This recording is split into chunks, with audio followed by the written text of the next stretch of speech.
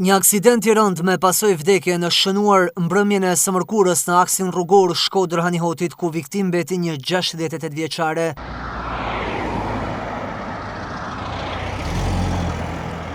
Këmbësorja Prenda Lula është përplasur nga një automjet me drejtues një shtetas sloven me inicialet KJ. Goditja ka qenë fatale për 68 vjeçaren, e cila ndorroi jetë në vëngjarje, ndërsa grupi hetimor që mbërriti në vendin e aksidentit nisi hetimet për zbardhjen e shkaqeve.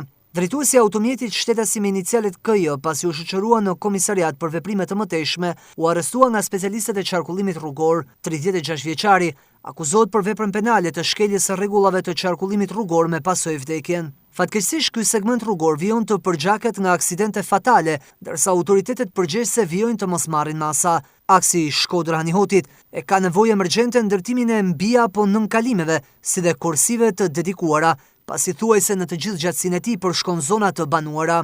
Nga viti në vit, numri i aksidenteve me pasoja fatale ka ardhur për fat të keq në rritje, me gjithë masat e marra nga policia rrugore.